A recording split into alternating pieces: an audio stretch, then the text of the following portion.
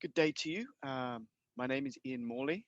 I'm an associate professor in the Department of History at the Chinese University of Hong Kong.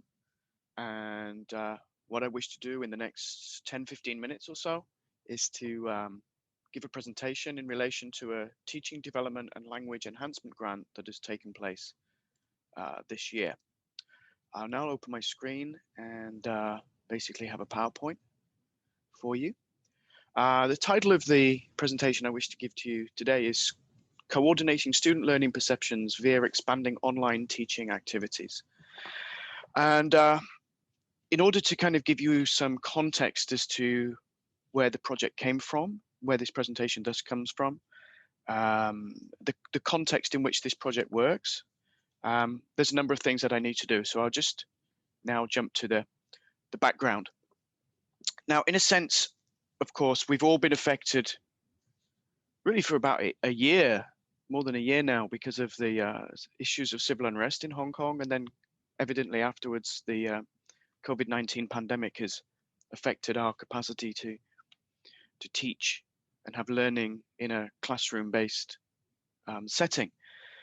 But of course, the success of any decision that is made by a university to transfer teaching from the classroom to online is underscored by a number of challenges being overcome institutionally and evidently by the teachers.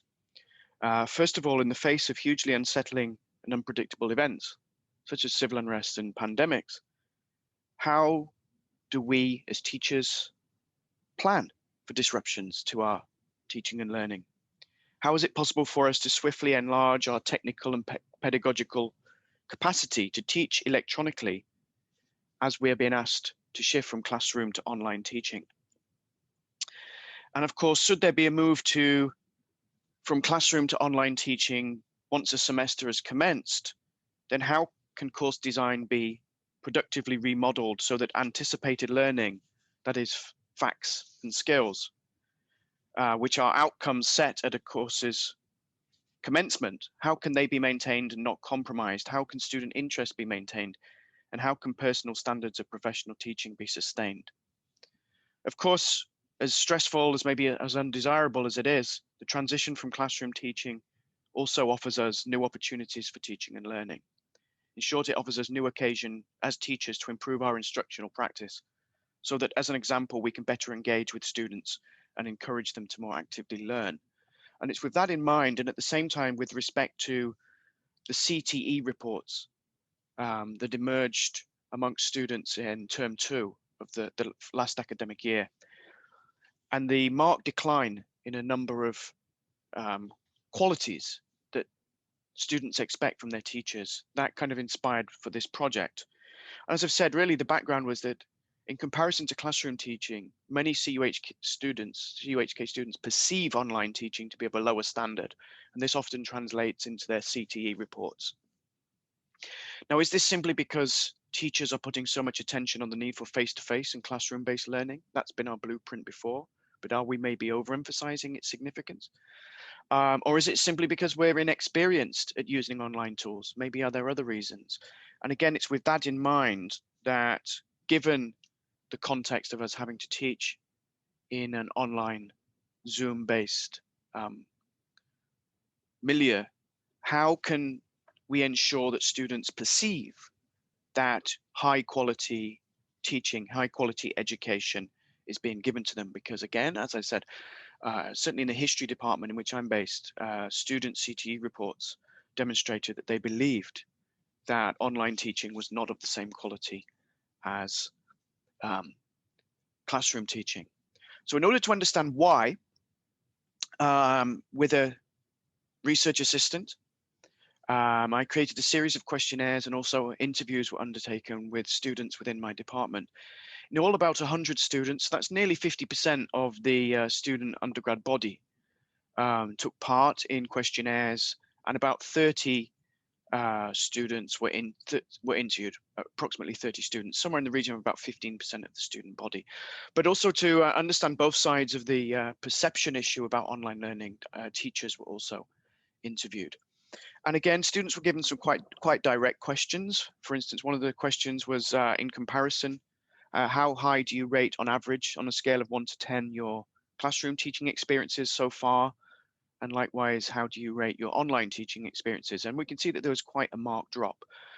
But I suppose from the history department's perspective, my boss at least was quite happy because 72%, almost 3/4 of students in the history department that took online teaching believed that courses within the department, history courses, were better in teaching quality and learning quality than non-history courses that they took in term 2 of the 2019-20 academic year.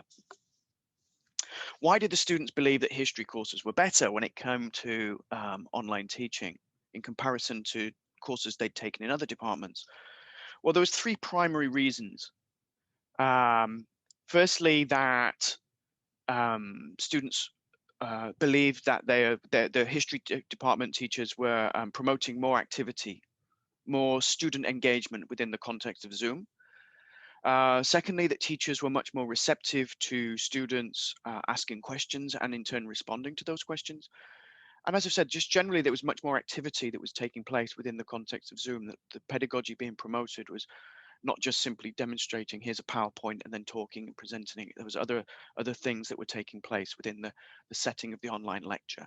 And as I've said, their general satisfaction was higher towards online learning in history courses, but at the same time, again, their level of satisfaction with online courses in history was still comparatively less than what it had been in earlier times for face-to-face teaching.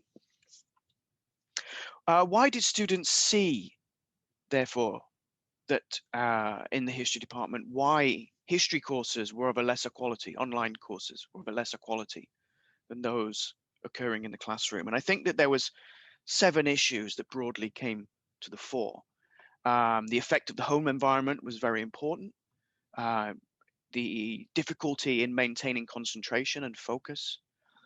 Generally, again, second point, there's that students believe that in a classroom setting, there was much more engagement, much more interaction with the teacher. And of course, one of the big issues about learning is the lack of the social dimension, the social component to learning that has been missed due to lockdowns and, as I've said, through us now teaching on Zoom this term and also the prior term. One of the things that students, it seems very obvious, but is obviously very, very important, was that students had no background in online learning before, in certainly taking entire courses online. So they were going through a huge learning curve, and they found that learning online with their peers was very, very challenging.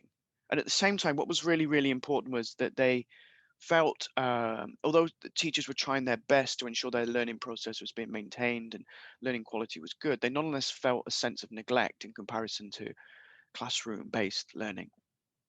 One of the big issues for students, certainly with a lot of Chinese history courses that require the use of archives which hadn't been digitized, was that the closure of libraries and the issue of access to digitized resources presented a serious problem. And to them, they believe that the issue in the last 12 months or so of moving on to Zoom had really affected the depth and breadth of their learning, particularly as I said, within the setting of Chinese history.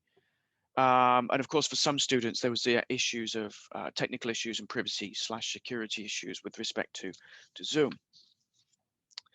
I should add as well that with respect to final year students, all final year students in the history department are expected to write a graduation thesis, either in English or Chinese, which is at least 10,000 words in English.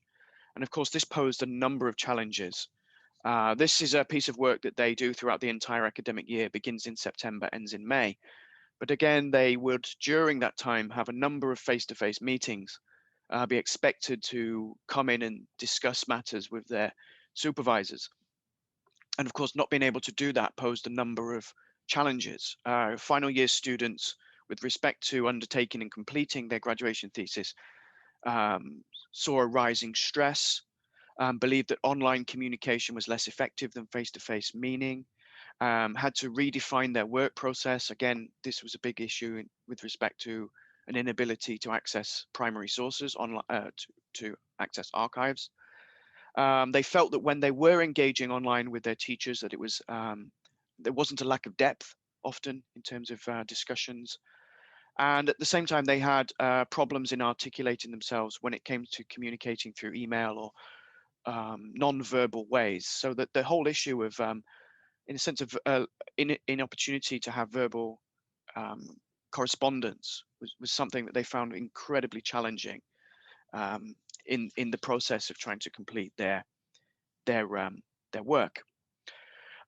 Just to move on, what is again really important was not to only just find out problems, but through interviews, through questionnaires, to understand from the student's perspective, if they were to give advice to the department as to how they could improve, how we can improve online teaching and learning, then what would they give? And I think again, there's a number of issues here that were put forward. One, in terms of just the general class issue on Zoom, is to ensure that there is active student participation. Likewise, for teachers to demonstrate empathy. I think teachers generally did, but I think students feel they'd like more of this, to demonstrate empathy with respect to the challenges that students face in an online context. And with regards to this, to consider the redesign of assessment exercises, maybe to develop more skills exercises in respect to online classes. As I've said, students by and large were very respectful and tolerant of the Zoom situation, and were very appreciative of the efforts that teachers had made, but they did feel that there were one or two cracks within this procedure. And again, one thing I think that was really important with respect to empathy was that the students felt, and again, this is particularly with reference to term 2 of last term, and I think this is going to be interesting in terms of, again, assessing them this term, was that if online teaching were to continue, then not only would their motivation drop, but they felt that they would feel issues of anxiety, emotional problems. So mental well-being was an issue that students were certainly very, very aware of. And again, just in terms of maybe recommendations, the idea of promoting better teacher-student communication, therefore, is vital. As I've said, the issue of assessment exercises, possibly the need to change assessment exercises. And I think in this regard, one good move that CUHK has made is that the adapting of the grading system. But again, even some teachers then have not given the students the option of whether they want the pass fail. I've just basically said to them, we're going to grade you as normal. And I think for many students, this is seen as a very negative act. One thing that students did say was that lecturers must better integrate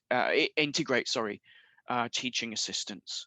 One of the things that many students felt in terms of disconnection was that often when there was discussions, it was monopolized by a small number of students who naturally were quite extrovert, or were very, very knowledgeable. And so the quieter students, as I've said, I've used the word neglect, felt that they were not being taken care of. So this was a really important thing. Therefore, how can a teacher use their assistants in order to ensure that when students raise questions, they can be immediately dealt with? And I think that was if that was to occur, then students would take great comfort in that.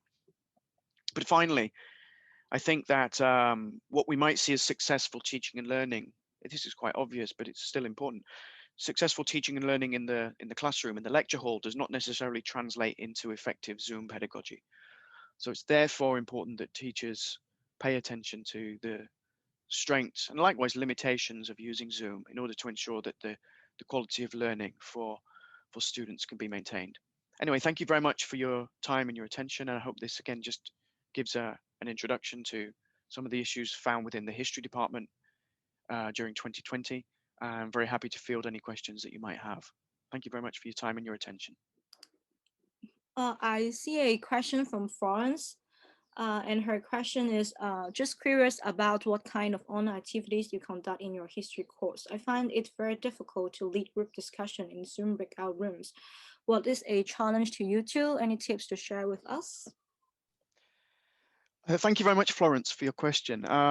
I think it's a very hard question to answer in the sense that we teach a range of different types of history courses, not just Western history and Chinese history, but we have modern history, ancient history, social, cultural, political, etc. history. In my case, I teach the history of cities. I'm an urban historian. My background is in architecture. So there's a great kind of range of online activities that 20, 30 teachers collectively practice. Now, I'll answer it from my own perspective. I found, like you, that breakout rooms were essentially about as active as funerals, basically. When I would split students into small groups, unless I would actually go into each of the rooms and prompt people, there essentially wasn't any discussion. So for myself, what I would do is, to get around this, I would essentially create a discussion sheet. I would send a PDF handout to students before the class. And then I would, most weeks, have a set of questions. This could be A, B, C, D, or these could be sometimes a little bit open questions that somewhat relate to issues that would be raised in the lecture through the PowerPoint. And I would use that as a starting point to promote and prompt some kind of dialogue with the students. And then often what I would do as well is, in order to conduct discussion, I would use a video that would relate to some point in the lecture. Again, I would give students some questions in which to follow, but would then not only use that to clarify comprehension, but I would talk around that. One of the things that I did do is, I've done this for about 10 years now. I use Facebook. I create groups for each of my courses, and I use that as a means for students to ask questions. It's not the same, obviously, as having real-time dialogue, but at the same time, it does open up so that if students, for whatever reason, don't want to speak in the class, or something pops into their mind afterwards, they still get that opportunity to engage with me. But it is a very, very difficult thing, because it's ultimately not just about what you're teaching or how you teach it, but it's also about student motivation. And of course, motivation can go up and down. And I think as well, we need to realize that the issue of discussion is much easier in a classroom. If you have 50 students, you can ask questions and people can raise their hand quite easily. But in Zoom, it's very, very hard to do this. Again, the students indicated to me that using a TA more actively would be maybe one way of getting around this. So that would be, for instance, still using the breakout rooms, but getting the TA to kind of drop in and out, as well as yourself to do that, to ensure that there's discussion. But again, how well it will be, that really depends. You found it quite a negative experience, and likewise, I've found it like that. So I've worked to create alternative ways to do it. Well, there's one more question. May I ask, it's from Morley Wong, and her question is, may I ask you about assessment strategies in your course? Did you change those significantly due to online teaching assessments? Yes, I learned quite a lot through the experiences of this term last year, when we had the stop-start issues, at least on the Chinese university campus, where we were trying to teach. For about 5 years, I've been using Panopto, so I pre-recorded all my lectures, so I was still able to teach in a relative way than that I would normally. But one of the things that I found this year was, again, because students were raising the fact that they had no experience of fully learning online. So I, in a sense, limited the number of activities. But one of the things I did, for instance, was I would like, for instance, the first assignment of my course that I've done this term, I would normally ask them to do a review exercise. But what I did this time was, instead of them getting to read a document per se to begin that process, I actually used a BBC video that I'd found on YouTube that had been made. The producer was a very, very well-known historian, so they used that as a starting point. And then one of the things that I've done as well is for their take-home exam is I've made them create what I call an e-portfolio. So they can choose a topic that is related to something to the course. They need to let me know what it is, and then each week there's a document that's put onto Blackboard. They download it and basically fill it in, where they write a summary and they put email addresses, internet website addresses. And then they lock that in. Over 5 weeks, that gives them 15 different sources relating to a topic. And then they use those sources exclusively to answer the take-home exam. So in a sense, I give them a very generic question for the take-home exam, but they then fill in relation to that topic that they've collected information on and wanted to learn more about. And I've tried to use that as a means of encouraging intrinsic learning, and in a sense, getting them to be owning the course, so to speak, that they have a direct engagement. And I found that to work pretty well. But again, I'll wait to see what the course assessment will be as to know just exactly how successful that's been. But kind of generic feedback I've received, the students have liked that. I believe I'm the only person who's done that this term, though, in my department. But I've done similar kind of things in it before, but I've kind of heightened it a little bit in terms of doing that for the undergrads this term. But Okay. Thank you for your question. Thank you. Are there more questions for Ian? I like that strategy. Do you have detailed instruction to do that? No, I think again the whole point is to keep it simple, so that it's understandable to students, and again emphasizing the fact that the learning process is a two-way thing, and I am trying to understand the difficulties that they have in learning the normal way in the context of being on Zoom. So to realize, to say to the students, look, we can't do things as normal. So therefore, what I'm trying to do is this, and this is the way that it's going to work. And again, to try and keep it relatively step by step by step, but understandable to students who maybe don't necessarily have good English or likewise a strong motivation. But in the sense that the ease of it means that it's manageable for me as well, and manageable for the TA to see who is uploading work or who is not. And that likewise is really, really important, because when you're in a classroom, you get to see people, you can look them in the eye and say, you know, I noticed one or two things are missing. Can you just keep up to date? It doesn't necessarily work like that when you're on a screen. So this is, again, by keeping it simple, it keeps it manageable from my perspective, but likewise, it makes it manageable, I believe, from the student's perspective. So I'm hoping that so far it's worked, because they're due to hand in the take-home exam this week. I've not had anybody complain, but likewise, I make myself open that if a student does need to contact me, if they do have questions about the process, then they can do that. And I do ensure as well that in the critical thinking, critical understanding, critical reading, critical writing process, if they have any problems, then I upload what I call planning sheets. And that breaks down that process and expands it week by week by week. So the students can follow that, again, in order to ensure that they own thematically and analytically what a take-home exam question will be that they wish to answer. Thank you, Ian. Thank you, Thank you so everyone. much.